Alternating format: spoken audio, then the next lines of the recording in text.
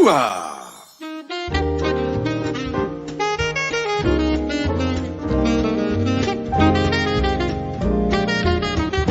Bom dia, Portugal! In Portugal, there's a YouTube show full of fun facts you need to know. Carl rings the bell and the members show to the GMP morning show. Featured guests will come and they will blow your mind. The audience will do so in kind. The little vanity mixed with some insanity on the morning show with GMP. Good morning, Portugal, and I'd like to welcome you to another fantastic day. Hey, Gumpers.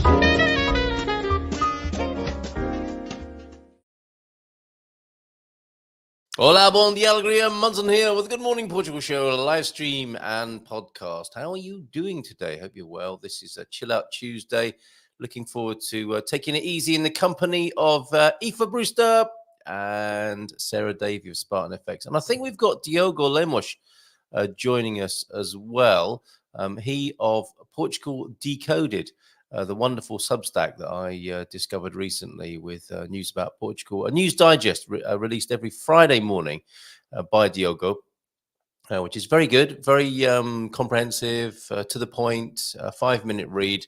And he's offered to join us this morning, so we'll chat with him. I recommend you subscribe to that if you want some Portuguese news in English. Don't forget to look at the Portuguese news in Portuguese as well. I think it can be a very good discipline to read a daily newspaper in Portuguese and watch the news on TV and hear Portuguese being spoken by Portuguese newsreaders, as long as it doesn't get too depressing or too distressing, of course. You've got to work out the net benefit of watching news coverage. And that thing, of course, about moving your social age from being a child in Portugal socially to being an adult with all the woes and troubles of the world. Now, talking of the woes and the troubles of the world, we are, of course, continuing our Carnation countdown. It does fit into the woes and troubles of the world leading up to that point. And some would argue still to this day, things have changed massively, of course. Let's not be churlish about that. A massive change occurred in Portuguese society on the 25th of April of 1974. We've got a wonderful film trailer that sets the scene. And I'm thinking maybe I should play that early on in the show so that we don't set the tone for the day. Well, we can tell you what happened, show you what happened around that time with a trailer from an amazing film called O Implicado, which was recommended to us by Urico Mota, our friend Urico. And then maybe we'll go more into the Chill Out Tuesday vibe of tranquility, tranquilidad, calma, tranquilo, here on the Good Morning Portugal show. I think that's what we'll do because, of course, we don't want to be denying the reality of things that go on in the world and have gone on in the world. But also, we don't want to be depressing ourselves with such being preoccupied with such things either. Let me know what you think about that, getting the balance right. I know James, remember me, Bifana Slug, I'm back. Bifana Slug. I see what he did there. Something just dawned on me. Good to talk to you yesterday, James. I think you're back in your natural environment. Coach Turner's already in as well. A bon dia, Portugal from João de Norte. I hope you had a great day yesterday with your birthday. Another notable birthday to celebrate today as well. Michael Barton issuing a bon dia Gumpers as well. Another alpha male who bellows through the valleys of northern Portugal. Bon dia, Portugal! And T-Duck is in as well with the Bon dia Alegria Gumpers. Are you shouting that from the rooftops of Caldash? I wonder. And Deagle, Bon dia, Carl and Gumpers from a light blue sky, 9-degree Belfast. Going to be a stunning day, 14 degrees, I think. No rain from Thursday. Very good, keeping a close eye on the weather in Belfast there, because they do get rain from time to time. And it can be a bit chilly, right? We'll come back to you, Coach Turner, and to you, James, in just a moment. Let's have a look at that trailer then. We've got some great video action for you this morning. We've got Coach Turner's latest installment of driving to Portugal in the Porsche. And we'll see you tomorrow for lunch at the Storytellers. Got to get those orders in. I forgot to do that last night. There's time still to join us if you want to. For the fourth Wednesday Fourth Tuesday, of course, today. Fourth Wednesday event at the Storytellers. Come and join us. If you let me know real soon. I think otherwise Marco might be a bit cross with me for not getting those orders in sooner. And a little bird tells me that torta laranja is coming on very nicely as well, the orange tart that we'll be completing our 3-course lunch with tomorrow. So see you there, Coach Ted. Looking forward to welcoming you into the Bay. And we've got video of you from coming in from Jerez to Aveiro. Your videos are brilliant. And I was describing you over on the Portugal Club as well. He's a sprinter. He gives us fitness tips. He's got a massive road trip to Portugal, and he makes great videos. He's truly a Renaissance man, Coach Turner, and he's got a God Squad tip of the day for us this morning as well. So let's have a look at that video. Well, it's not the whole film. The whole film, there's a link to it at the Portugal Club in our Carnation Revolution countdown thread over there at theportugalclub.com, and we have a new video to look at that sets the scene around that time in Portugal's history. And here's the trailer. It's Salgado Maia's O Implicado. This really does set the scene, I think. I mean, I wasn't there. I don't know. I did find a picture of myself when it was around 1974. So I'll be showing that on the screen to go alongside the others that have been sent in so far of wonderful gumpers. And their pictures in around 1974. These are brilliant. Absolutely love these. What were you doing in 1974? Oh, no, that one. That looks a bit more recent, doesn't it? Pam and Philomena, of course, around 1974. Look at that lovely dress and handbag combo right there. If you've got a picture of yourself in 1974 or thereabouts and what you were up to, probably not even knowing about Portugal, certainly not the Carnation Revolution, send it to me on 913-590-303. So let's have a look at that trailer now and get a feel for what was going on in Portugal in 1974 or thereabouts. Como todos sabem, há várias modalidades de Estado. Há os socialistas, os ditos comunistas, os capitalistas e há o Estado a que chegamos. Ora, nesta noite solene eu proponho acabar com o Estado a que chegamos. Em nome do movimento das Forças Armadas, aceito a sua rendição imediata, meu brigadeiro. Santo Maior! Dispare! O que é que eles andam a conspirar? Não andam a conspirar nada, estávamos só a falar. Sobre o ultramar. Precisamos de jovens como tu. Nas colónias fazem falta oficiais. É para isso que nós estudamos, para defender Portugal no ultramar. Maia, não estás muito descontraído para quem é maçarico? Estou preparado. Ah, estás? Ah, bem. Mas se houver tiros, vais ao chão. Hein? De cabeça baixa.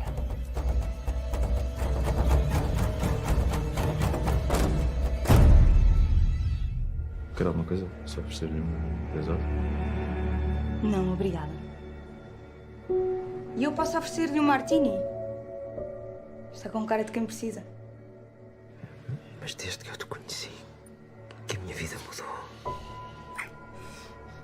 Eu já não sou o mesmo homem. Os senhores, houve um levantamento para paraquedistas em Lisboa. Pedem a intervenção da Cavalaria 7. Foi para isto que nós fizemos o 25 de Abril? Eu não sei.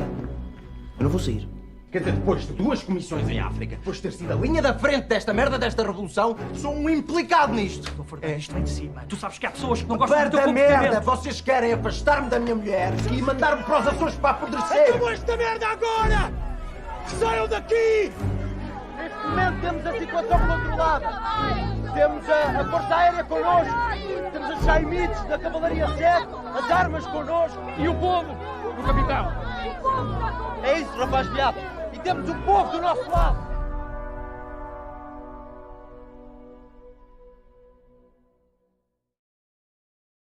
Wow, the atmosphere of that and the love scene. That was a very quick cut, wasn't it? From the love scene to a baby in somebody's arms, minus the train going into a tunnel or the chimney collapsing. Sometimes immortalized in movies. But yeah, isn't that amazing? And if I go over to the Portugal Club now, you can see over there the thread that's developing very nicely with the link to the movie. And Deagle's asking you, what's the film called? Let me just have a look. If I whiz back up to the top of this thread, Carnation Revolution 50-year anniversary thread. Let's go. Inviting the community there to post up a number of things. Antonio F, of course, very busy. Erica Kitzman, Johnny Cocktail, Deagle, you're over there, and I'll put that link so that you can find it. But here, this is what we're talking about. Thanks, Audiko. I posted your message to me in its entirety. Don't worry, there are English subtitles. I think we can go without English subtitles for a couple of minutes there and get a sense of what was going on. And that movie there, of course, Salguero Maya o Implicado is the name of the movie there, or Implicado. The implication I want to go with on that, and the link to that. Or let me just, if in case you're not in the Portugal Club over there, let me put the link to the film in its entirety into the chat now, so that you can watch that in the coming days and get a sense of what was going on in Portugal.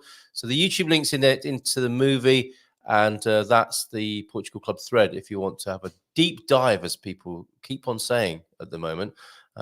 It'll pass. If you want a deep dive into the Carnation Revolution, loads. I mean, not just there.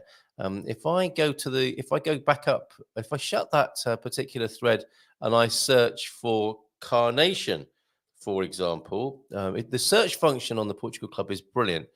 We've got 11 threads on the community timeline, and 11 classroom entries as well. So there's lots there available if you want to, as I say, deep dive. Get your snorkel on, your flippers, and have a deep dive over at the Portugal Club there.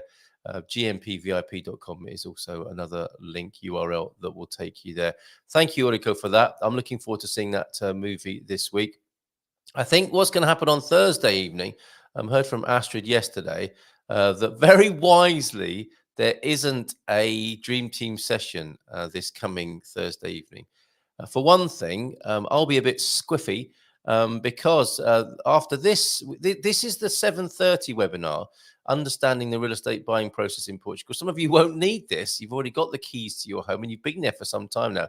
Others who are watching this, and of course, most of the people who watch the show are watching it later on in the day. Hello to you. If you're watching this later on in the day, please say hi in the chat or send me a picture of yourself, 913-590-303. 10 times more people, generally speaking, watch the show after it's been aired than watch it during the live transmission as we're doing now. So this may be useful to some of you who are on the way to Portugal, understanding the real estate buying process in Portugal. And I'll be talking to Peter von Noonan about that. And I'm suggesting that we have a bottle of Spumante, of Portuguese fizz. Yeah, let's make sure it's Portuguese, right? Because it is the Portuguese Carnation Revolution we're celebrating. And towards the end of this webinar, I will be popping a cork. Not because I'm so excited about buying a home in Portugal, although, of course, that's a cause, that's a personal revolution and a cause for much excitement. But I want to celebrate and toast the Carnation Revolution on Thursday evening. So I'll be doing that at around, 9:15, something like that. And I'm thinking maybe instead of the Dream Team session, which won't be happening this week, perhaps we can have a little online party ourselves. If I don't know, if a couple of you are interested in meeting up online, virtually, at 9 o'clock on Thursday evening, please indicate in the chat and we can carry on our little bit of fizz consumption and have a chat about the revolution and our lives here in Portugal now, and a toast to our own futures here in Portugal. So let me know if you want to do that this coming Thursday evening. Whilst we're talking about Expats Portugal, Jerry and Astrid will be in Tamar on the 4th of May. I was looking forward to going to that, but then I realized the date was the 4th of May, which is my wedding anniversary. So I'll be doing something different that day. But if you fancy going to Tamar, perhaps for the first time, and meeting up with some familiar faces and making some new friends, Expats Portugal are there on the Saturday, the 4th of May. Okay. I think we're up to date with everything to do with the Carnation. What's this? What? Pete, come on. I need context. And I showed the lovely pictures yesterday of you and your stork, Pete, which I think I've now taken down from the picture deck, but they are magnificent. Made the comment, and I wondered if storks, when they have baby chicks, have little cards of human beings carrying babies around. But your pictures, I'll stick those up on the Portugal Club as well, Pete, because they are superb. The stork mother And I think it's 2 chicks in the nest there at the bottom of your garden. Quite amazing. Okay, I'll come back to your comment in just a moment after I've had a chance to read it first before I commit it to the screen. Of course, as is usual with your comments, Mr. Bleach. One more thing. As Colombo would say, if you go to this link are you able to click on these links and do they work, or do you have to cut and paste? Does it work when I do this? This is, of course, Katia Lima's wonderful coverage of the Carnation Revolution. Thank you, James, for bringing this to my attention yesterday on social media. And this, of course, will be added to our thread, Portugal Club thread about the Carnation Revolution. This is a perennial goodie from Katia Lima, the great blogger, of course, the Beyond Lisbon blogger, A Revolution, 2 songs and a rare book. Read all about it yourself on the link that I've included on the screen for you there. And today, April 25th, of course, when it was first published, she did that in 2019. But there's all of that is good background and information about the Carnation Revolution. She's a great writer. Look, there's YouTube videos on there to watch as well, and some of her own insight, quotes, pictures. Fantastic. Always a good read, Katia Lima. And another great Portuguese blogger will be talking to you, hopefully, in about an hour's time. To come on this morning's Good Morning Portugal show, of course, Sarah Davie of Spartan Effect. She knows all about how to move currency, exchange currency, and move it into Portugal, which can be helpful if we go back to the house purchase that we'll be talking about, and that process that we'll be talking about on Thursday. But Sarah is moving to Portugal herself. So, of course, she can answer any questions you have about currency. But we're going to talk to her about her own journey moving to Portugal. She loved it so much, like Victor Kayam. I love the country so much, I bought it. No, she didn't quite buy Portugal, but in a sense, I guess she has. She's going to be moving here. She's upping sticks and moving to Portugal. So we'll talk to her about her journey, what inspired her to do that. And I know members of this community have been very helpful in supporting Sarah. I mean, she's normally the supporter, helping people move to Portugal. And I know lots of people in this community have been great friends to her as well. She's made friends in this community as well. So we'll talk to her at around 9:20, 30, something like that this morning. And Aoife Brewster joining us from the Art of Unwinding. She wrote that book, and she'll be talking about the importance of sleep. Oh, I'd love some of that. I had a few late nights just recently, and actually I crashed out on the bed with one of the kids last night, and woke up many hours later. Must have needed that. We'll talk more about sleep with Aoife a little bit later on in the show. Bom dia a todos from Antonio F. And I have also sent you a picture of a small stool that took me months to produce. God bless you. That must have been a relief, Pete. Let's go back to James's comments then from 7:55. I think he's back in his own gaff this morning, his pad in Aoife. Not entirely sure, though. Bom dia, Gumpers. Feliz terça todos, como estão? And a mindful moment from James. Slow down. You'll get there faster. Perfect on Chill Out Tuesday with Sarah Davie and Aoife Brewster. And normally Marion Guerre, she thought, I thought it was the 30th, because she's German. And she will be joining us on the 30th. It's the 4th Tuesday, not the last Tuesday of the month, but she'll join us next week. A man who gets knocked off his donkey by a rock is stoned off his ass. I guess I can say that with the setup you've given to us there. We should have had that last Saturday on 420. That's a 420 joke. I'm going to have to leave early this morning, says James. Oh, so he is away still, but he joined us with that wonderful content. Thank you very much.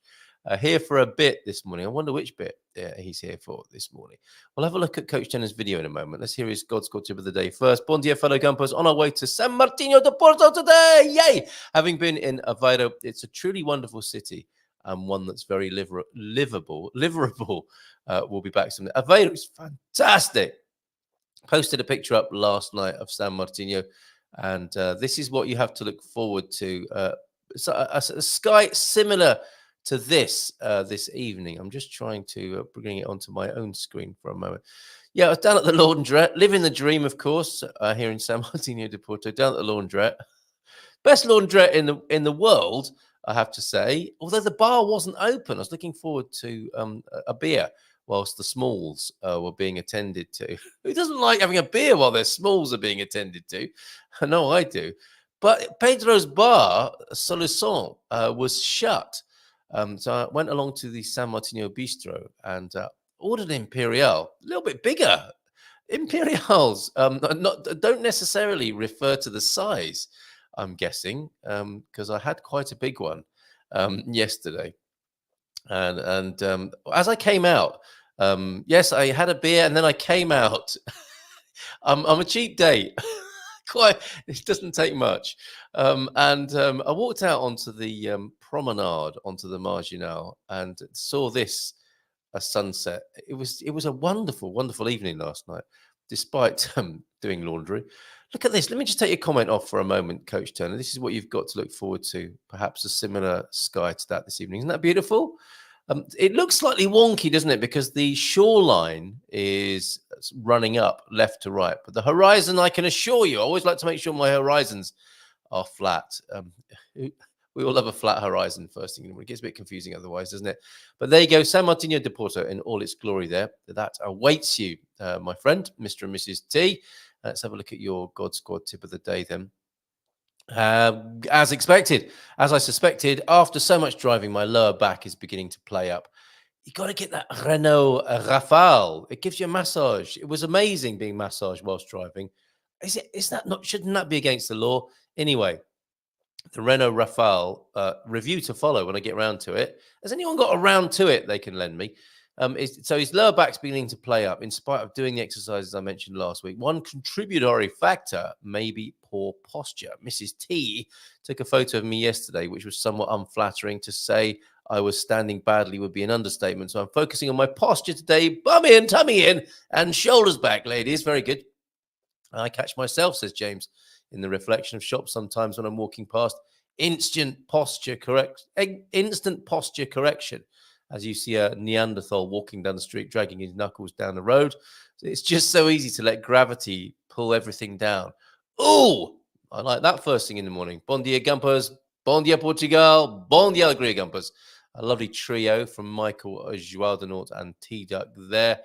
And João de Norte had a great birthday yesterday. Beautiful birthday, in fact. Lovely lay-a-bed. Is that like a lion in American? A lay-a-bed. Watching GMP, then a fantastic drive with Pam through the countryside. Oh, lovely drive through the countryside, up to the Minho and across to Spain. How very lovely indeed. Good for you. Continued up the Atlantic Coast Highway to the village of Oia for an obligatory coffee break, then on up the coastal road and eventually driving to Braga to catch an evening showing of Dune 2. What is Dune 2 like? And we have a little bit, without spoiling anything for anybody, because I think that's a long-awaited movie. How long did that sequel take? About 40 years to make? Was it more? 50 years, perhaps? Didn't June's around the same time as the Carnation Revolution? Maybe a bit later. Is it an 80s movie or a 70s movie? Anyway, let us know what you thought of that, João de Norte. Bon dia todos from Squire of the Shires. And Bon dia Alegria. Carl, I've sent you some filthy bird pictures, or more accurately, posing stork. Maybe there are more stork chicks pooing. Does the mum take care of that in the way that we've seen on nature programs? So I can't wait to see your stork and your stool. More pictures. And I totally forgot about yesterday. Apologize. I'll have to rewatch it. Those storks are tricky, but the babies poo over the side. Wish mine had. Would have saved a lot of nappy changing and wee. Peter. Bon dia, pessoal. How are you doing? How's everything at Casa Pascual? Estou só a espreitar bocadinho antes de começar as minhas aulas. She's popped in for a little while before the lessons begin. Boa terça-feira from Philomena. I've got a slightly different posture myself this morning, and I'm sitting in a lower position. I don't know if it makes any difference to you from a viewing point of view, but Philomena, bom dia, tudo bem? Muito bem! There she is, Antonio F. Eurico, ontem os links das estrelas em filme, mas não encontrei legendas em inglês, só em português. I think when you watch that on YouTube, you'll be absolutely fine. And you will get, of course, you can choose your own English subtitles for that. Before I run out of time, let me roll VT on the coach's video. This is the Jerez de Aveiro vid. And I've also got Drave in Portugal. No, not him, not Dave in Portugal, but Drave, or Drave in Portugal, as it was a source of much mirth and merriment for me to call the video that, from Andy Klein. I might have to hold that over to tomorrow, though. Absolutely beautiful video from Andy to the magical lost village of Drave in northern Portugal. But before we do anything else, let's watch the journey from Gerês to Aveiro.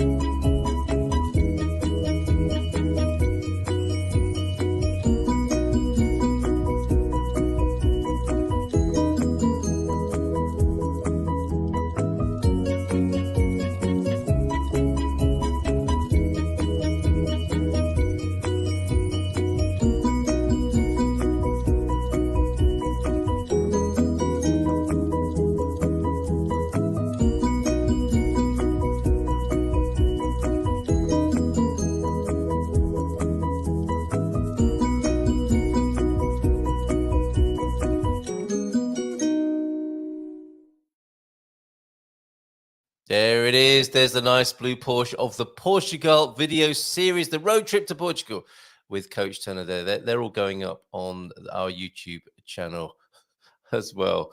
Sorry, I was distracted there slightly as I was finishing my sentence. Frogs doing what frogs do, discussing politics. Sounds like it, doesn't it? Brr, brr, brr, brr. Just sounds like a load of political discourse. But I think on this occasion, at this time of year, they have other things on their minds and bodies. It's quite the scene sometimes. No, not smoking gouloirs there, so to speak. Very naughty. Right, where was I? I was downloading more pictures. Fabulous pictures incoming on 913-590-303. I think we are going to have to hold that video of Drave in Portugal over until tomorrow. Thank you so much for your wonderful movie that you've made, Andy Klein. So that's coming tomorrow. I've got another picture, a Carnation Revolution related picture. Yes, thank you, Michael. And lovely to hear that news that you'll be joining us tomorrow for lunch. Fantastic news. I'm looking forward to that.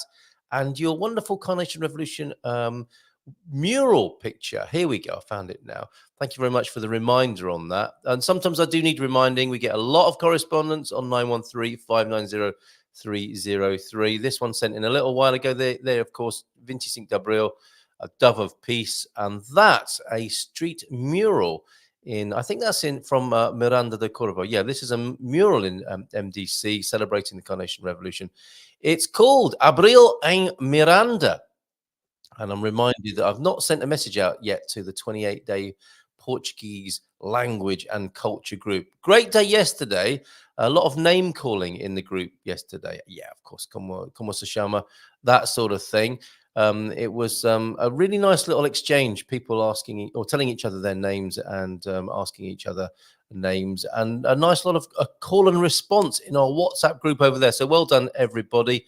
There's the pie, of course, that was the celebratory apple pie of João de Norte yesterday, and a couple of pictures. There's the lovely Pam enjoying a coffee en route to Braga yesterday. Doesn't it look lovely up there? What a wonderful day.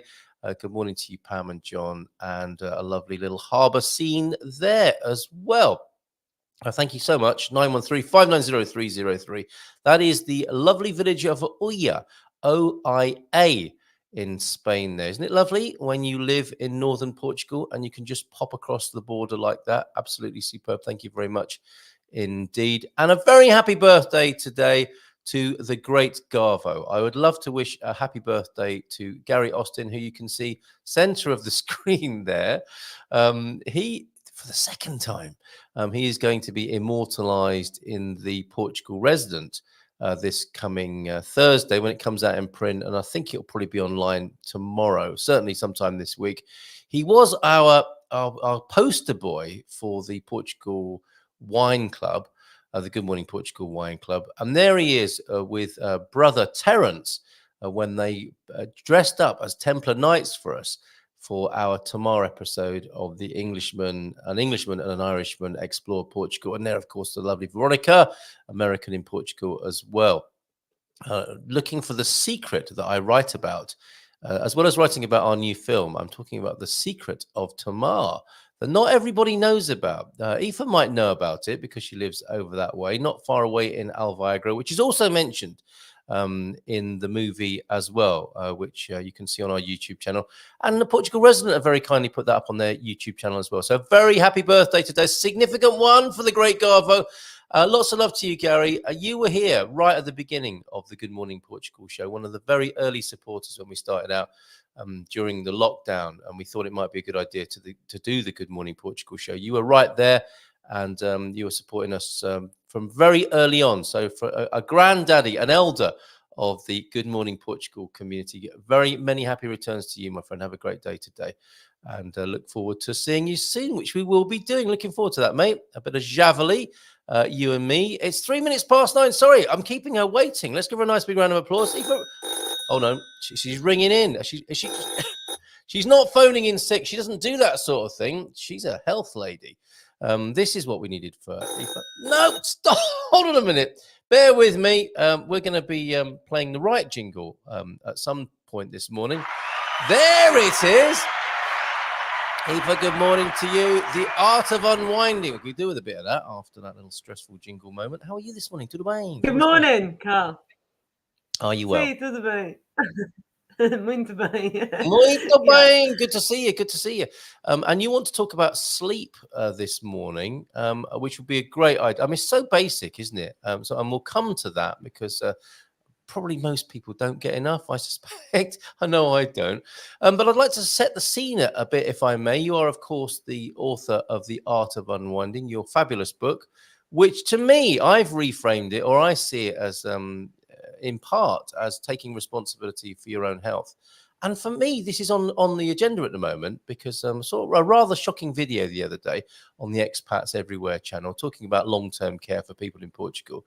And I think part of that, as well as, what you're going to do with your long-term care, because it's something that needs to be thought about, part of that might, of course, be investing yourself in your own well-being and health rather than relying too much on other people to do that, which is the way. It's our current way in the world at the moment, isn't it? It's like, I'll do whatever I want and I'll let the health service take care of that. That's not going to be so easy in the coming years, is it? No, that's not really their responsibility, is it? No. It's your responsibility, your health. Yes. But although that's a revolutionary idea in a way. Yeah. I think I got on that road with having a sick daughter with a precancerous condition. Yikes. And when I was told to just put tijolas on her bed, under her bed, and take gastric resistant tablets for the rest of her life. Yeah. And what I find is they're quite happy to medicate the problem, but not find the source of the problem and get you better. That's the difference, I think. Whereas with, the doctor that we work with for the first aid courses and a lot of naturopaths, kinesiologists, and me with my clients, obviously I'm a bit more musculoskeletal, but it's more about getting you on meds, and we're more about getting you better and understanding what you need, whether it's hormones, adrenals, thyroid, Do you need more protein in your diet? And it's looking at you as a whole. And do you need some emotional work? Do you need a bit of psychology? Do you need maybe some past life regression things? Are you carrying stuff from centuries? It's looking at the whole picture of the body, not just going, oh, you've got diabetes, that's that, put you on that tablet. Yeah, right. It's a very different idea. And the reason I was thinking about sleep was because we've obviously just started this Tuesday chill out, and we talked about water last time, and I thought, okay, let's really get the basics, because I think everyone found that quite informative. And sleep, I'll never forget a client I had about 10 years ago. They were in their 70s, and I have so many clients come in, oh, I had a bad night's sleep, and oh, I can't sleep, la, la, la, la, la. Lots of people moan about their sleep. Do they? And yeah, loads. Right. And she said to me, well, yeah, we're older. We don't sleep so much. We wake up at 3, we wake up at 4, and we read a book, turn the light on. We've got eye patches on either side of the bed, so whoever's waking up. And I thought, wow, that's a really nice way of dealing with that, So I tried that for a while. My husband's a heavy sleeper. Yeah. So I thought, that worked for a while. That was really cool. And then I noticed that if your mindset, if you've woken up at, say, 3, gone for a wee, that's another one that people a lot say is, oh, I always need to get up to go to the toilet, and then I'm awake. Yep. And I'm thinking, okay. It's probably better that way, isn't it? I mean, it's probably, if you do it while you're asleep, that can cause a terrible mess. So well done, everybody, for getting up. If you meditate a lot, you can train yourself just to kind of sleepwalk, meditate to the toilet, and then go back to sleep. Yes, very good. And I hope you'll be doing that on one of these sessions at some point. In real time. So yeah, and then I thought, well, hang on a minute. I used to be one of them people, and I'd think, oh, I had a really bad night's sleep, or I had a late night last night, and I've had to get up early. And then the whole next day would be like, oh, I'm a bit grumpy, or I've had a bad night's sleep. And this whole mindset, the whole day would be governed by this, I had a bad night's sleep. Yeah. And then, you might get hangry as well, throw that in, and a bit PMT, and, you've got a bit of a bear. Who knows? Yes. So I started I was talking to my daughter, and I said, oh, I had a bad night's sleep last night, but I woke up and I said, okay, maybe I need to have a nap later, but it's not that bad. I had 5 or 6 hours. When I was younger, when I used to rave in my 20s, that wouldn't have been a problem, would it? Yeah. And I noticed my whole day was completely different. Yeah, that couple of hours missed was not a massive problem because I'd changed my mindset around it. Okay, yeah. Yeah, and then my daughter said, Mum, I had a really bad night's sleep and I had to get up. She gets up really early for the school bus and then they're long days. And she said, I thought I was going to have such a bad day, but I remembered what you told me. And it was a really good day in the end. And the tiredness didn't come because your brain controls a lot of what's going on with your body. Oh, my goodness. Yeah, so true, isn't it? I mean, you're talking about reframing, I think, aren't you, here? And challenging the standing notions and ideas that we have that are so influential. If you've decided you're going to have a bad day because you didn't have much sleep, not much can stand in the way of that, right? Yeah. So just try and change it, maybe fit in a nap, in the daytime and feeling the waves of tiredness, like knowing your body and feeling that wave of tiredness and going, oh, okay, I'm just going to sit down and do. I know that luxury is not for everybody, but I think it could be. I think you could make it into your routine. Yeah. So I don't know if a lot of people know what happens when you sleep, about how it repairs your cells, how it heals. Tell us. Before you do though, look, Vicky Roberts is not going to have much sleep tonight. It's 1 a.m. in Brennan, Washington. It could be Bryan. Brennan, Washington, I'm going to go with Benoit at 1 a.m. in the morning. Thank you, Vicky, for joining us. So this is especially for you if you haven't dropped off already. Don't, if you're going to work or if you've got a busy day ahead, I was up watching that Good Morning Portugal show late last night. No wonder I'm grumpy. It doesn't have to be like that. I'm not suggesting you specifically, but it's so true what you say, Aoife, that, how we program ourselves and therefore program the day and our responses is the primary thing, isn't it? It's not necessarily about the sleep or what we're talking about. It's the presuppositions or the prejudices or the foundational thoughts, I suppose, that are all important. But let's go into the physiology. I was thinking, like, even for example, with you've got small children, haven't you? And it's like, oh, I've had a bad night with the kids or they've been sick. Well, have a nap, have a power nap with them when they're sleeping. You kind of got to adjust, haven't you, to make I got my own back. No, I got my own back last night. The night before last, the youngest was like tossing and turning, and he's there are grumbly sleepers, aren't there? Oh, I had one of them. Yeah, and he's going to toss and turn and wail and gnash in the night, and you eventually you wake up and say, "You okay?" And I say, "Yeah." It's like, well, what was all that about? And it's just some sort of state they go into. There's actually nothing wrong with them. But then maybe there's some subconscious working out of something.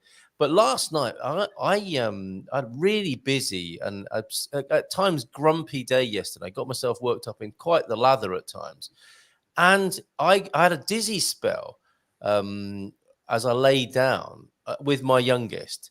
And I thought to myself, I'm not getting up again. I was going to get up and do more stuff around the house or whatever. And I just decided to lay there. And he started talking to me and I said, no, I'm not moving. I got my own back. We went with the flow. We both went with the flow. I mean, it was quite scary, being spinning on the bed. But I had to do what I think you're talking about, which is listen to my body and my state and not go with what I thought I should do, but go with the reality of what was going on, which was my body screaming out, red lights, alarms, sleep, rest, do it now. And I did. I just went with that flow. Perfect. That sounds perfect. That's brilliant. That happened yesterday. Last very night. Yes, absolutely. And you just touched on, so I did a little bit of research. I've got a few notes here about actually what happens when you sleep, when you just said there about processing, right? So the REM and the REM is in 90-minute cycles. So the non-REM comes first, and that works on survival and your memory. Oh, is that right? Yeah, and then you've got REM, which is dream time and problem solving. Ooh, so good. It's essential. That's and you've also got your cells are reproducing, and I'm just trying to think. So what else happens is with good thyroid function and adrenal function, okay, your sleep is good, and melatonin as well. I wanted to talk about melatonin because you might need to supplement melatonin if it's really bad. Yeah. Because the melatonin stimulates the pituitary gland to produce thyroxine 3, and T4 has got a really long word and I can't say it, okay? Okay. I mean, you sound like you've mentioned two bands already this morning, the REM and the Thyroid 3, the famous folk band. Yeah. So what actually happens is at about 4 a.m, T4 spikes, and then it converts it to T3 at about 5 a.m, and then T3 kicks in, and this is about between 6 and 7 a.m. And that's what gets you up about 6 or 7 a.m. because the T3 kicks in the adrenals into life and raises the adrenaline, and DHEA, which is another hormone, and cortisol, which wakes us up at 6 or 7. So really, if your hormones are not in check, if they're not all balanced and functioning properly, your sleep will be out. Whereas I don't think a lot of people put that connection together. No. Your hormones and your sleep. Yes. Yeah. Which has been quite fascinating for me. I've started going through perimenopause, so that's quite important to me, and what I've been looking into. So I thought it was nice information to share. It is great information, and from what you're saying, I'm deducing that sleep can almost be like the barometer of well-being. It's like the yin of the yang of daily activity, isn't it? If your sleep pattern is disrupted, it might be a sign of some imbalance, which isn't just had a bad night's sleep. It could be, what is my body trying to tell me? With its disturbed sleep and not feeling entirely rested when I wake up. But that's interesting as well, because I didn't set my alarm in my delirium last night. I kept thinking to me, you know what, when you go into a sort of semi-sleep state and the thoughts of the day or of practicality come up, like, I really must set an alarm before I fall asleep. I really must set an alarm before I didn't do it. But I still woke up at the right time. So presumably these things were kicking in that you're talking about to arouse me in the way that I normally would in the morning. And also your subconscious is very clever. You probably put that into your subconscious what time you needed to wake up. Oh, yeah. Okay. Yeah, I would have done. You can program it. Yes, absolutely.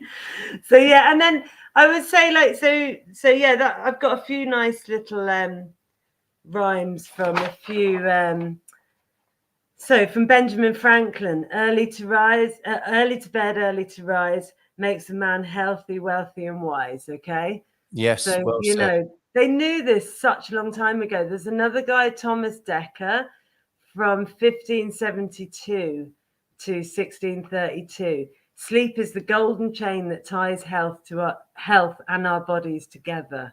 Yes. You know, they knew this stuff a long time ago. What I was thinking as well was, how many hours do you actually need? Now, most people think about 7 or 8.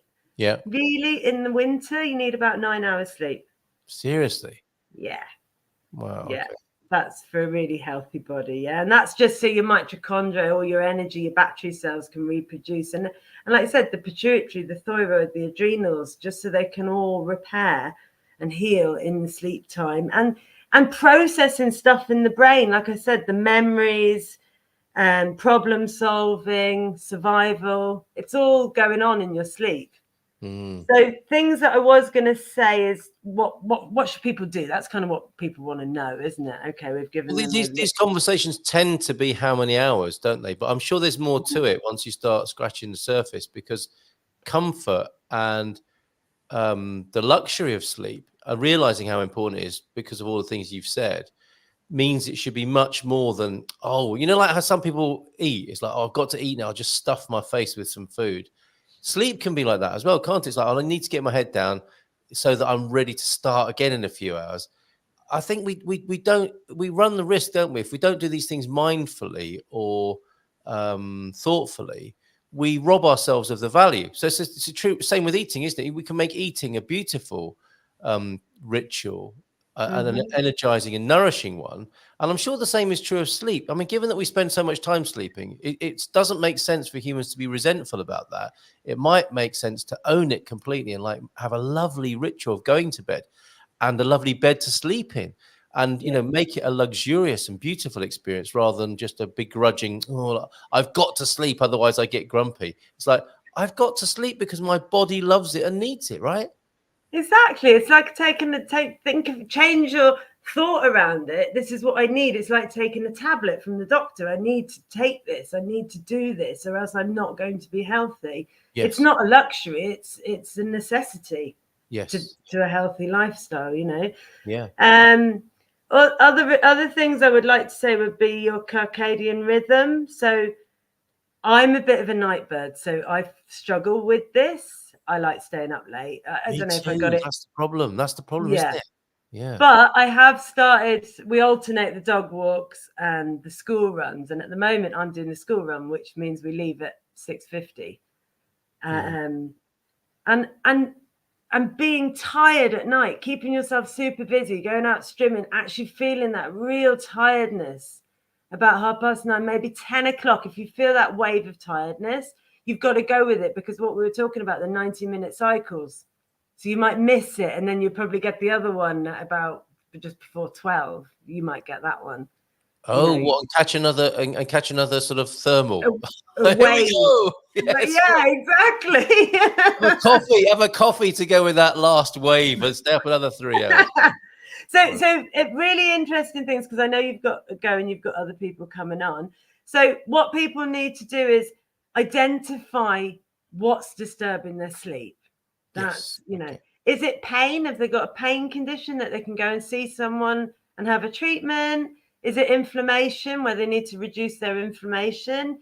Is it sleep apnea? Is it hormones? Is it adrenals? Is it detoxing? Is it stimulation? I mean, like being on your phone or your internet or coffees or that kind of stuff. Sugar, drinking too much water before you go to bed so you wake up and have a wee. These things are all changeable.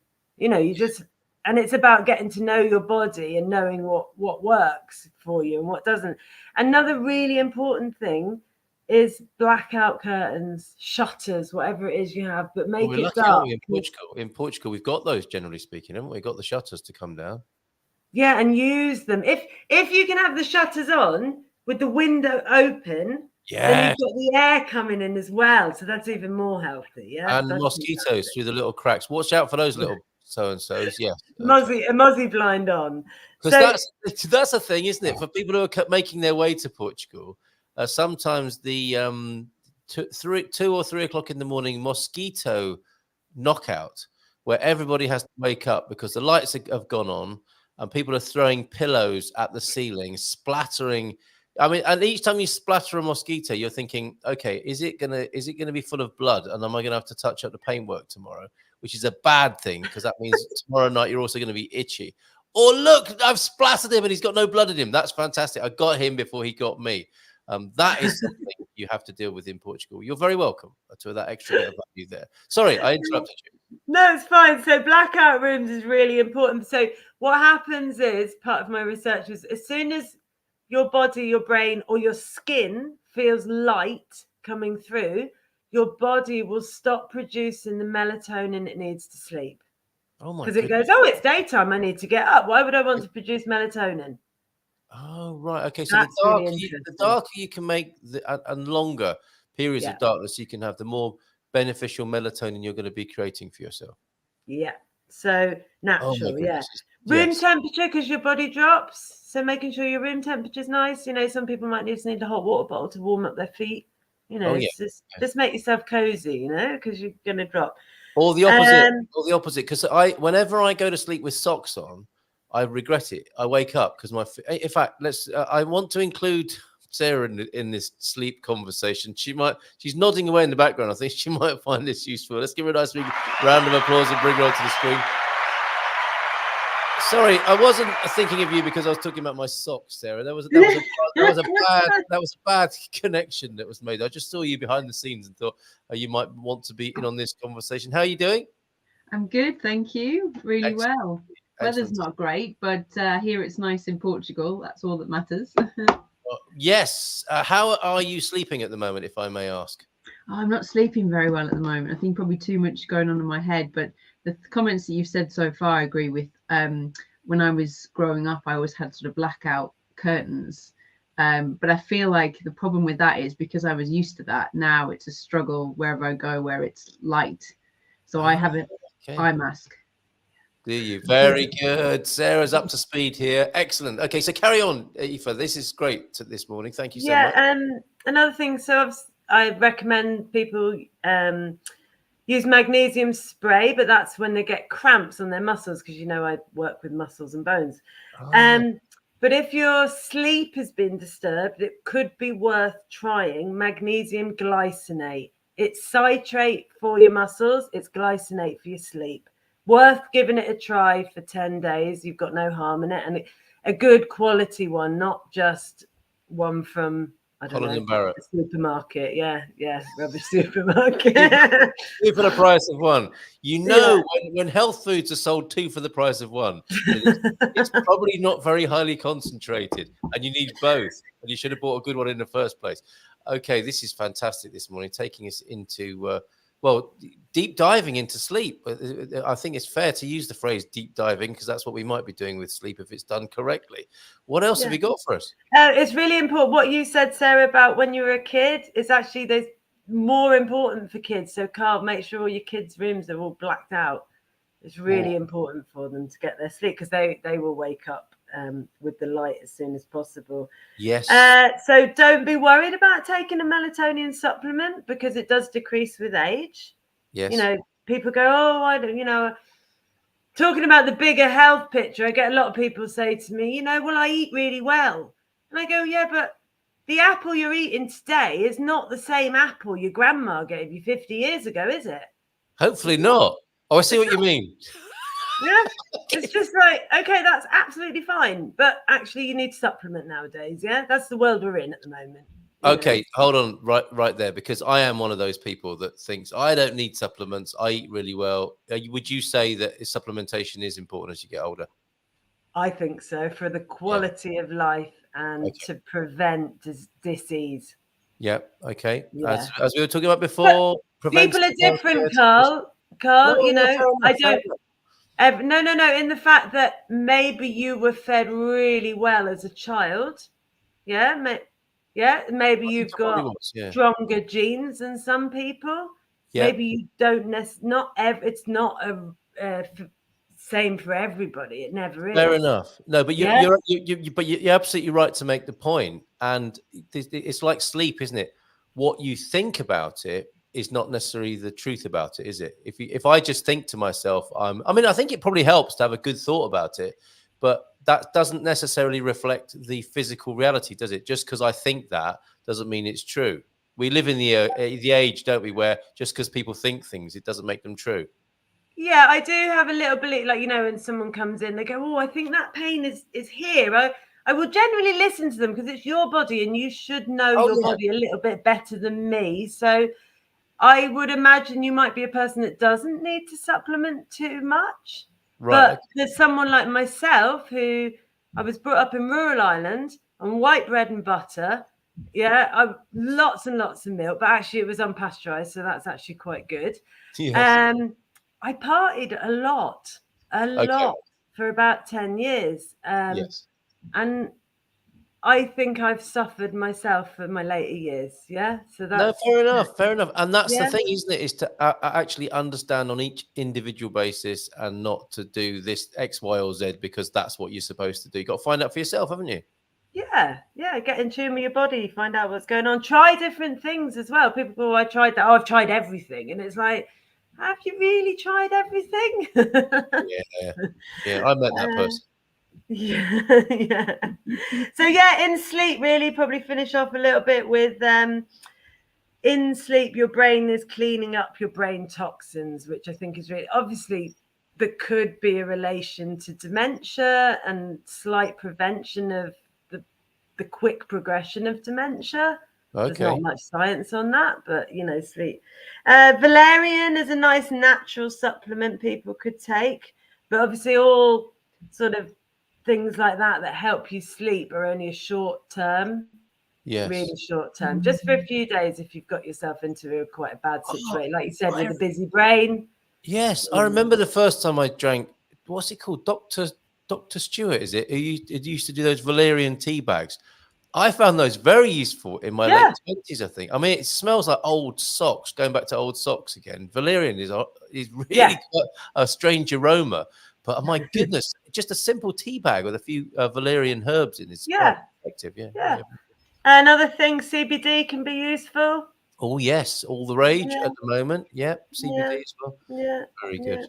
Very So, good. I think that's most of my tips. Oh, and another thing, an hour of sleep before midnight is worth 2 after.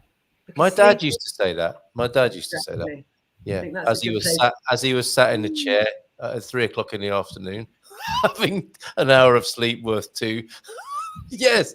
What? Personal health is not one size fits all. I'm afraid it's the truth, James. Just like everything it appears to be.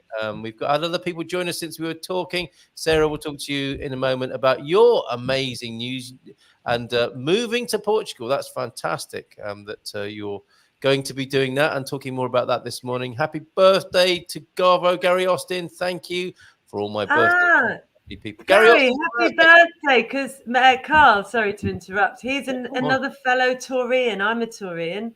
Yep. And my husband's birthday is in a couple of days too, another Taurian. We're surrounded by marvellous Taurians. We had Joao de Nort's birthday as well yesterday. You wonderful earth signs. The people who keep things going, I think, the earth signs, right? The Taurians. Solid friends to have.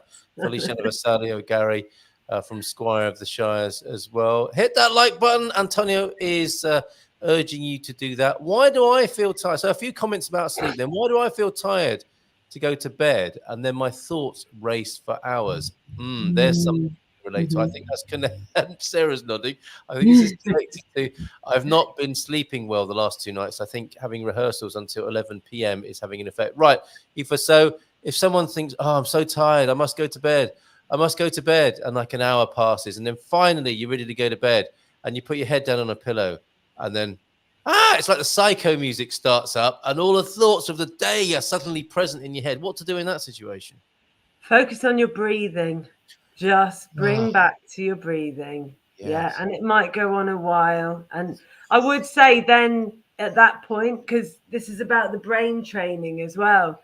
Yes. You know, you've got to start doing things like meditation or yoga to calm the mind. Yes. And that's lifestyle changes again, isn't it? It Trying is. to make that time.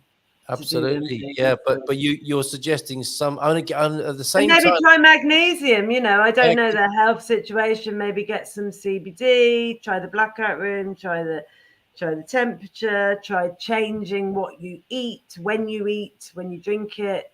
Like, the thought process. The thought process of like, oh my God, I'm going to sleep in a moment. I won't be able to sleep. It's like, do you know what? There's a carnation revolution. Perhaps there could be a sleep revolution as well. It's like, sleep is important. I love going to bed. I love resting. I'm going to create the most beautiful rituals for going to bed and enjoying my time in bed and seeing it as a very positive and beautiful experience rather than a necessity that has to be done. And it's going to be stressful. It's going to be stressful. Yeah, and a comfy bed. Yes. We spent. I was saying that I bought a new mattress the other week, and that's probably why it got me onto doing this today. And he was going, well, what quality do you want? This is this price, and that's that, blah blah blah. And I went, well, I spend 8 to 9 hours in it every day, so it needs to be really good. That's what that salesman is telling other people now. He's got you turned his career around. He's going to be the best-selling mattress salesman of all of Western Europe. You spend a lot of time in bed. You should invest heavily. Yeah, you're right. You invest in walking boots, don't you? If you're a hiker. Well, there is to go along with your excellent sayings. There is a saying, isn't there? Good shoes and a good mattress, because you spend most of your time in either one or the other. Exactly. It's so true. And that also gives a bit of how much do you value yourself and your health, your own health? Okay, take financial things out of it. How much do you really care about yourself that you're going to do that for yourself? Yes. Well, we tidied the bedroom yesterday, because that's another thing, isn't it? The wardrobe is almost completely sorted out now. But that's quite important, isn't it? Having a nice, tidy, peaceful bedroom as well. Mrs. M's dusted and arranged her crystals. This is all going very well. Very timely. The mind also uses sleep to help sort out and process our psycho-emotional life. What psycho-emotional life? Speak for yourself there, James. I don't have a psycho-emotional life. Caffeine makes my thoughts race. No caffeine after 3 in the afternoon. Let it go has been my go-to mantra if my thoughts are racing when I'm trying to sleep. That can be helpful. Also, if you're concerned or worried about something that can be resolved before sleeping, resolve it first. Write it down. Okay, write it down. I'll think about this in the morning. But for now, sleep and hot chocolate and Ovaltine or Horlicks. Oh, these lovely. Can you get Horlicks in Portugal? We need to find out. That's been what do they drink in Portugal? Like, obviously, we've got the hot chocolate. I don't really like Ovaltine, but do they have a specific drink that they drink? Red wine. Yeah, it's true. Isn't it Portuguese? Like, I can imagine talking to Gilda about this. Gilda, I'm having trouble sleeping. What do you recommend that I should drink before bedtime? She would look at me like, you idiot. Red wine, of course. What sort of question is that? Carl, the Portuguese have bickers as well, late at night. And I've tested this out as well, because obviously caffeine, I don't understand the full science of it, but it works, right? Caffeine is a stimulant, but if you can take a shot, a bicker, and go to sleep within 10 minutes before the coffee kick has kicked in, you will have a good power nap. Oh my goodness. It's so you really can actually weird. Try it out power some nap. point. Yeah, honestly. Come on, James, live dangerously. Let's see if James. I'm with James though. I never understood how you could have coffee like late at night after dinner because it would keep me awake. I'm with James. It has 3 o'clock's my cut off too. I'm the same. But I tried this in the day one time, and I just had this bicker, and I sort of lay down, and I did about 15 minutes, and I woke up thinking, "Wow, how did I do that?" First, I had a coffee, and then I felt really refreshed, like I'd had nearly an hour's sleep. A powered up power nap. In the interest of science, James, please try that for us. A beaker before what, bedtime or before your power nap? Let's see how that goes. Power nap. He's got to go. He's got to go. Aoife, thank you so much for joining us this morning. That's been absolutely wonderful. And we'll see you again next time, probably with a theme, a similarly empowering theme for taking responsibility for your own health. Beral or Aguardent are great at making you sleepy. Congratulations, Sarah. There you go. Oh, and one more sleepy comment. If I wake up and check the watch and it's 2 or 3, then I say, whew, I have loads of time left. But if it's closer to 5, then I say, hard to get any quality with so little time left. That's interesting. These are the stresses we put on ourselves, which, I think you were saying, it ain't necessarily so. Check out your book at Art of Unwinding. There's the website there. It is the artofunwinding.com where you can get hold of Aoife's book there. Thank you so much. We're looking forward to seeing you next month already. Thank you. I'll hang around for a bit if that's all right. Oh, of course you can. Yeah, of course you can. Do you know, but sometimes it's really bad when I don't give people the chance to leave and they are on the screen for another 20 or 30 minutes. And I mean, it's their own silly fault for not being assertive, perhaps, but it does happen occasionally. Of course, I don't need to worry about that with you. You will decide when you're going and let me know. Sarah, you have, I'm going to play you a special jingle for this. You have decided to move to Portugal. Fantastic news.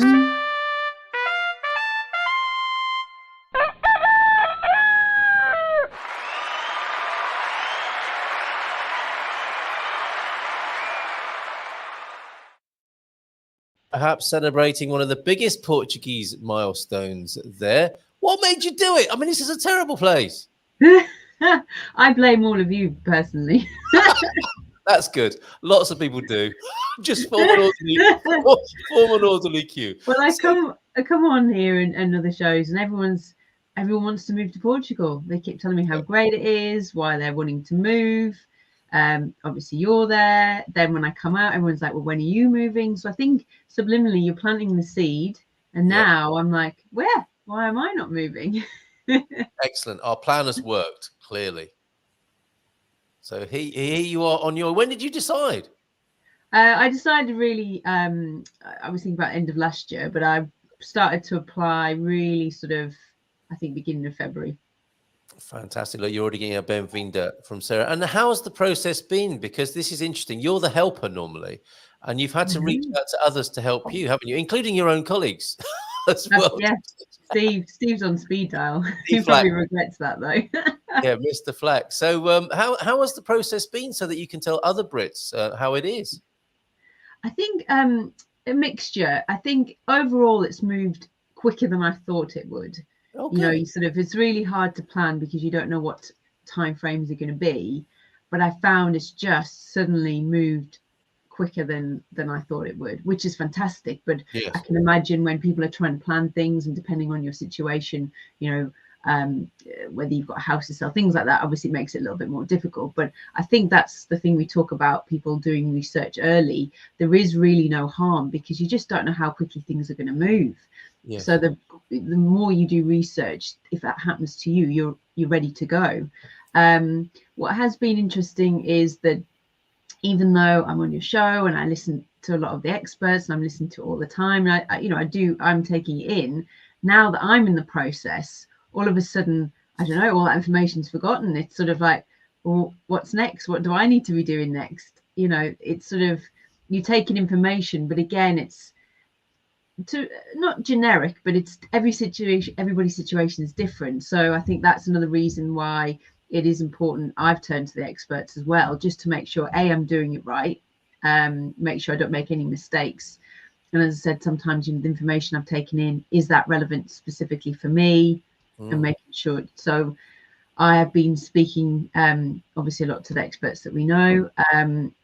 Things take longer than you anticipate, but I think that's most things in life. I moved house in the UK, and I underestimated how stressful and how stressful that would be. The applying for the visa, I was quite fortunate in the UK. It was a little bit easier to open a bank account. There is a Millennium, not a branch, but an office in London. So I went into the office and did that, which was good. But obviously, if you go on your scouting trips or you go to Portugal and you're actually in Portugal, then you can obviously go into a branch and do it there. Then I went for the VFS appointment in London. I really should have anticipated that would take a long time. I went and the weather was horrendous, which is just typical. You've got your time slot. So but they say in the email, don't come, 15, I think it's any more than 15 minutes before your appointment. It took me an hour to get into the building. Did it? So I was a little bit stressed about that. Cold, wet London day. Yeah. All of a sudden, like, it was just out of a film, you know, you sort of, the queue, you sort of think, oh, this queue looks all right. And then you turn the corner, it's all the way down the block. And then all of a sudden the heavens open and it's not even for the latest iPhone, is it? You're queuing up to be, you know, to have your life assessed by a complete stranger, right? And your suitability for Portugal. Yeah. And it's a little bit stressful because they weren't the best at communication. So nobody really knew what was going on. You didn't know whether, you know, at this point you're in the queue and you've kind of missed your meeting, because it's now, my appointment was 11 o'clock. This is now after 11. So I'm thinking, gosh, I'm not even in the building. Does that mean I've missed my appointment? But actually everyone, I did go and check in, everyone's in the same boat. You just wait. So I think in a small way, the time of your appointment seems slightly irrelevant. You get into the building, you think, great, I'm in. You get given a number, like I suppose like you do at Argos, waiting for your to be called. And that is a interesting process, though, because that is the beginning of many numbers that you'll have to go and collect before you have an appointment in Portugal. At the chemist, at the vet, at the shop, at the coffee cafe sometimes as well. It's just conditioning you for life in Portugal, picking a number. Yeah, good point. That is a very good point. I missed that when I went into I think it was even a sandwich shop. Yes. Queuing up, and then all of a sudden I was like, number? And I was like, oh. 2 days later, and you're wondering why everyone else is getting served before you. Yes. Yeah. And then I get in the building, I think, yeah, I'm in, great. And no, then you wait. That was another hour, waiting for your number to come up. And then ironically, the appointment is less than like 10 minutes. 10 minutes is sort of, she's so quick, the woman. Yeah. So all of that, and then you were queuing for hours, and then 10 minutes and done. Yeah. Amazing. And so much. Is it obvious? I mean, do you get my recollection of this from hearing from other people is you don't get a lovely big smile and a shake of the hand and congratulations, Portugal, you're on your way. It's like, okay, well, I did say to the woman, you know, I was trying to be chatty to them. I was like, you know, how long do you think it'll take? Is this all right? You know, but I mean, she no disrespect to her, but obviously she doesn't care so much because she sees, I mean, how many hundred people she must see a day, you know, so it's sort of, yeah, it was interesting. I was a little bit worried because it did look a little bit disorientated behind her, like there's paper stuff everywhere, and I thought, oh my god, my stuff's never going to make it out of here. And then watching these consulate. You didn't say you will look after my papers, won't you? No, but I was watching what she was doing. I thought, oh, I just hope it makes it there. Oh, superb! But that's all done and dusted, and you're on your way. It is, but there was a lot of paperwork that was probably slightly stressful. Printing everything off, it was like a ward like that, really. Yes. Even the night before, talking about sleep, I woke up at like 1 o'clock in the morning. I just couldn't sleep, and then I thought, no, went back out and I was going through my paperwork and make sure it was in order. Oh, bless you. Like, bless you. It is, you know, it's very stressful. All right, we'll come back to you because there are a few questions here for you and some congratulations. We've got Diogo Lemos joining us as well from Portugal Decoded, a fantastic new Substack that I found that I urge you to subscribe to. We need to answer the question. Well, there's a greeting for you from Pam. Bem-vinda, Sarah. Where are you moving to? We'll come back to that. Welcome to the family, Sarah. Look at that. You're to the big GMP family. We wish you all the success, love, and happiness that life can bring. Isn't that lovely? What a bom dia, fabuloso, from Bairandi as well. And Portuguese bureaucracy gets you adjusted to the pace of life, Sarah. It slowly slows you down, and now you never need to have instant coffee again. How about that? You got her between lunch and tea, Sarah. She probably sees up to 10 people a day. My tractor broke down yesterday, living the dream, and got there part before lunchtime. So relieved lunch can be between 1 and 6 hours. Welcome to Portugal and welcome to the Good Morning Portugal show. Diogo Lemos will bring him onto the screen. Olá, bom dia, tudo bem?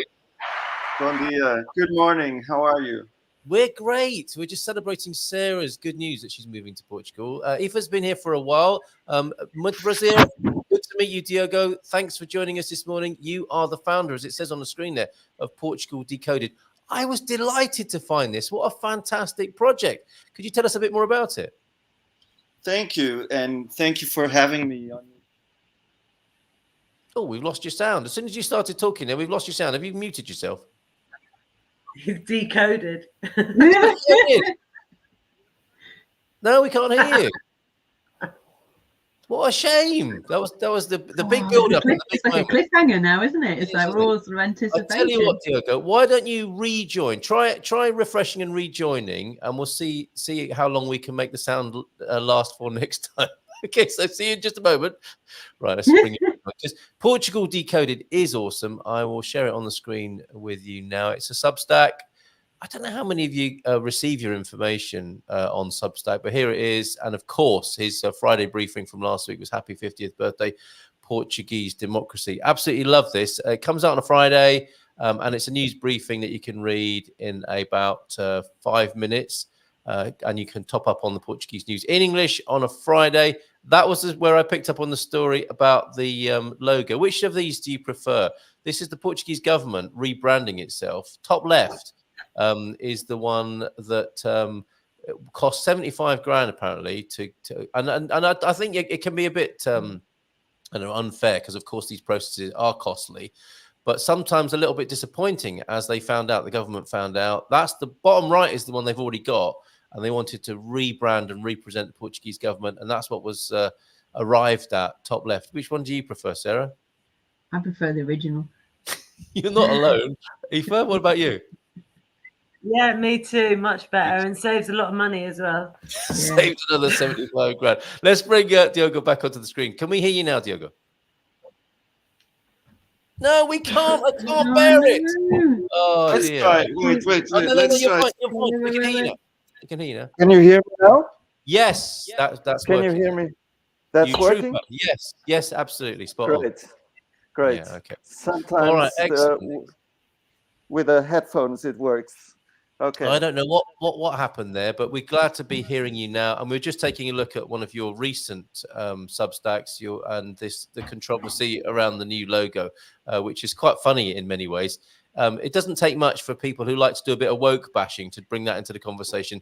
And even that logo was described as being woke as well. Yes. Good to have you here. Could you give us a bit of the backstory? You've already got a fan. Bom dia, Diogo. Gosto muito de tuas updates. So you have a fan here already. How did it begin?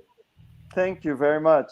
So it began. So essentially, I trained as a journalist in the UK. I did my BA in journalism at the City University in London. Nice.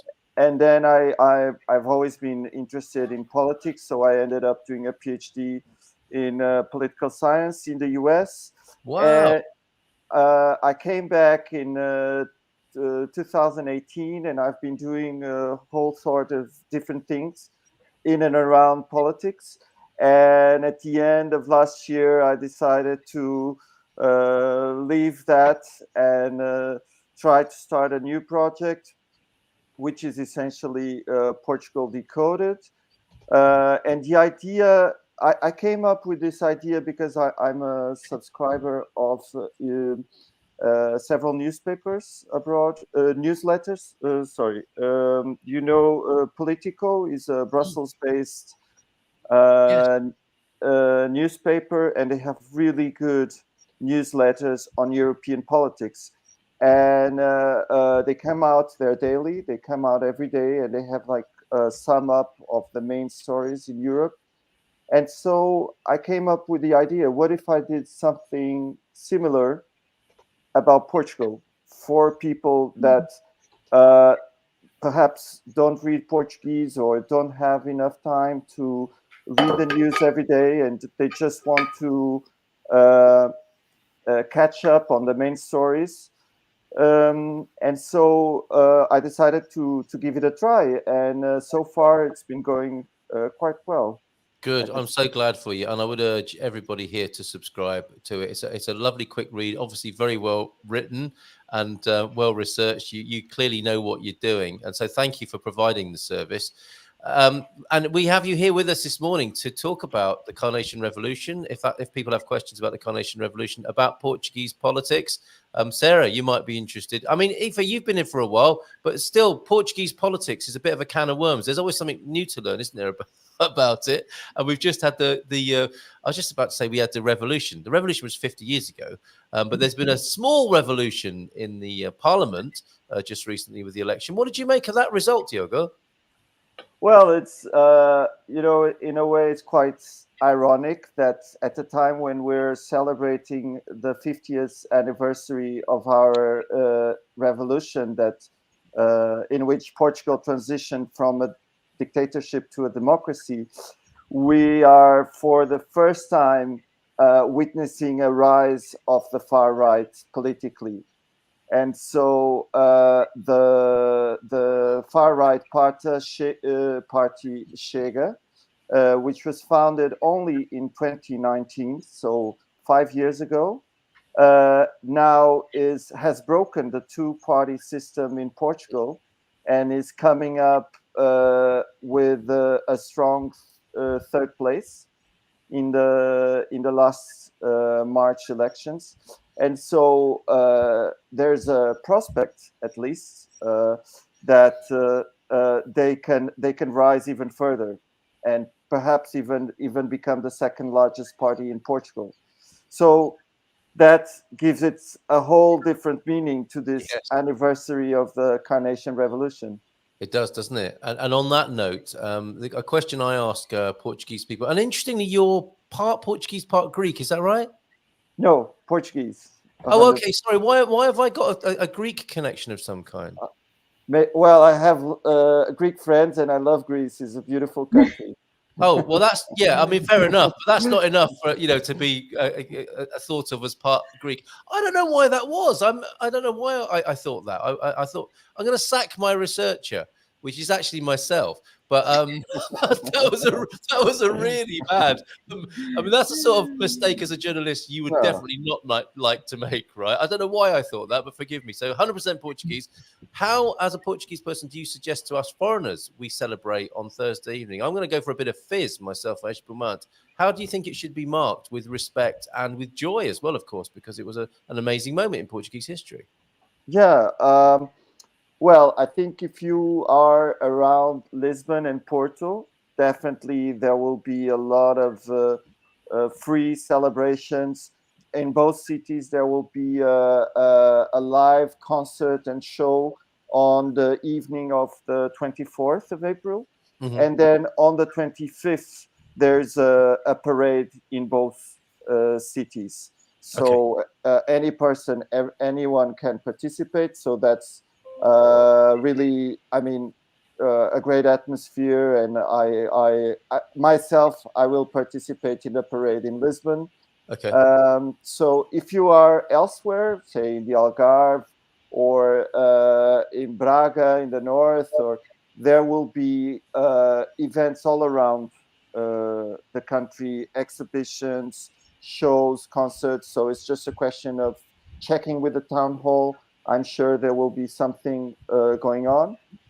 And finally, if you're at home, I think one of the nice things that you can do is decorate your house either with carnation flowers, which are very nice, Mhm. or you can do origami carnation flowers with Oh, what a papers. good idea! Yes, And you can find some videos. I was about to post it on the newsletter last week. I didn't have the space to put it. You can find it in English if you Google on YouTube carnation, paper carnations or something like that.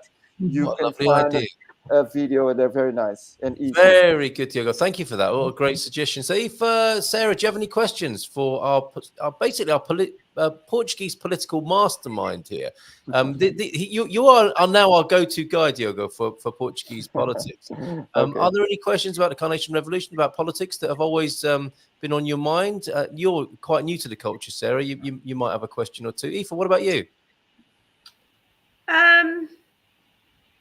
I do have a question, and it was a concern of my very young adult children.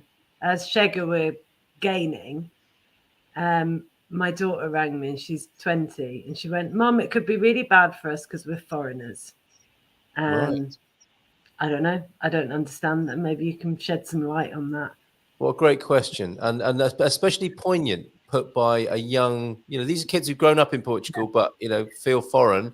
What do you make of that, Diogo? She's been here since she was 3. Speaks Wow. fluent Portuguese, fluent English. Yes. And she felt that, as a she's, thanks. Right. No, that's a very good question and a reasonable concern. I think that there are two things to say about this topic. The first one is we don't know at this point, or it's hard to tell at this point, if Chega's success is related to migration fears. So, because one of their big election points was corruption. So the question is, did people vote for Chega because they were upset about all the corruption scandals that were going on and the political, a little bit tiredness with the mainstream politics, or does it translate anti-migrant feeling? So it's too early to tell. That's the first point that I wanted to say.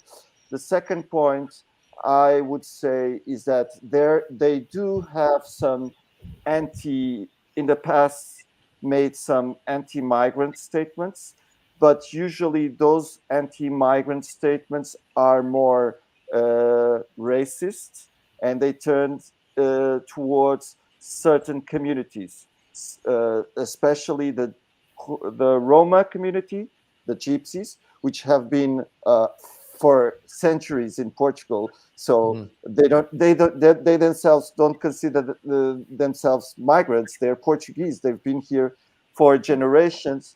Yeah. So especially the leader André Ventura has made some very negative comments about the Gypsy community, even suggesting during the pandemic, the COVID-19 pandemic, that they should be isolated. So that's really very targeted towards that community. And then some statements also towards non-Christian communities, which are more aligned with the kind of European far-right discourse of anti-Islamism and this sort of political narrative. I haven't seen, to be honest, any statements from them against, say, the British or the American community or other European communities in Portugal, or even from former colonies of Portugal, such as Brazil or Angola. I haven't seen, but who knows how they evolve in the future. That's a great answer. Thank you very much for that. And of course, it's a concern, and it's something we talk about, openly, because it's, rather than worry about it, I think we should talk about it. So thank you for that. I trust that's helpful, Aoife. Thank you. That was really helpful. Yeah, thank you. And we've come to 10 o'clock. We've come to the end of the show, which prompts me to say, Diogo, will you come back at some? Can you be so? In my mind, I've got you as a regular already. I'd love you to join us every week with your top story. And something that Pam says about what you're doing, it's much less sensationalist than other English language newspapers based in the Algarve, with a winking emoji, because she knows I write for one of them. As well. Yeah. But I mean, mine is the least sensationalist in our defence, and I'll leave the rest. I'll leave you to figure that out, which you think is the most sensationalist of the news. And on that note, Diogo, I think it's really important that people do subscribe to you and Substacks, because if you complain about the news being, not very well written, sensationalist, and just stirring up trouble, Substack and independent writers like Diogo are the answer to that. This is a very thoughtfully curated, collated news source. It's not sensational, as Pam says. And it's really important to support independent journalists. You can't complain on the one hand about how crap mainstream media is and then not support independent journalists like Diogo. So I would urge you to do that, and that's the Substack address there. And I invite you and urge you to come back and join us, Diogo. Great to have you on the screen. And sorry about getting your DNA mixed up a little bit earlier. No problem. Not that there's anything wrong with Greek DNA, but I don't know where that came from. Very happy. Aoife, very happy to be partly Greek. Yeah, of course. What a fantastic hybrid that is, Portuguese and Greek. Aoife, thank you so much for talking to us about getting more rest. And Sarah, we didn't even get a chance to talk about exchanging currency. It's looking good for dollar owners at the moment, is it not? And even it is. I mean, it's good news all around. It's good news I'm moving to Portugal, but it's good news for Americans that are moving their money to Portugal. At the moment, it's the best levels we've seen since November last year. But even if you bought your currency earlier in the year, we talk about sort of not looking at things. If you leave it to the last minute, then yes, you're stuck with the rate that is of today or this week, for example. But if you give yourself more time, you'll have more options. And what we're looking at the rates is not just today, not this week, not this month, but over the last 12 months, the last 5 years. And that's when you look at it in that way, that actually, even though the rates, as I said, at the moment are better than they were since we saw last November, overall we're still at good levels if you're selling US dollars and buying euros, and that's what you've got to bear in mind. And also, what's your time frames? That's what we're looking at. How far in advance will you need to be looking at buying your euros? And that's where we can save people a little bit more money. Or it's more a case of helping you budget, because at the moment you're trying to work out how much it's going to cost for you to move to Portugal. That's very difficult if the exchange rate moves.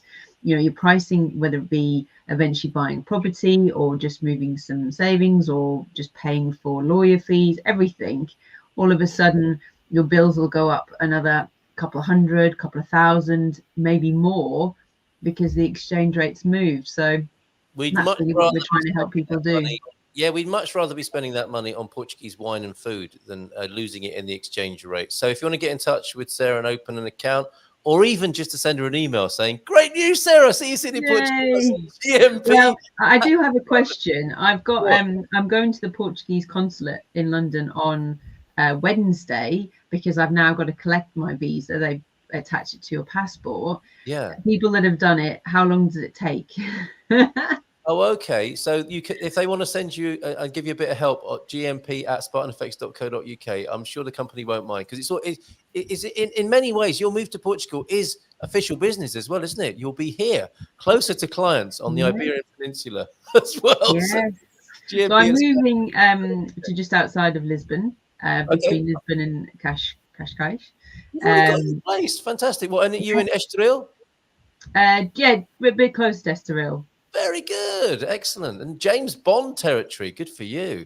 Shaken, not stirred. And Gypsies, Roma people, just catching up on a couple of comments that came in while we've been talking. Gypsies, Roma people are present in Portugal since the 1500s.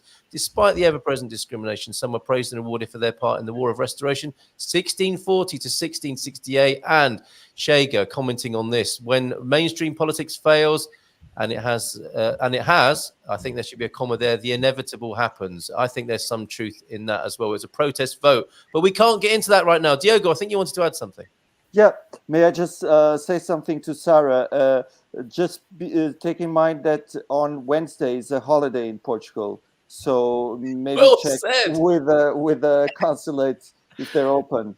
Oh, thank you, mate. That's Gosh, can you imagine? I get there. Sorry, closed. It could be, and there are 1 or 2 Portuguese holidays which you will need to learn about, and you'll be glad for. But except when you're doing paperwork.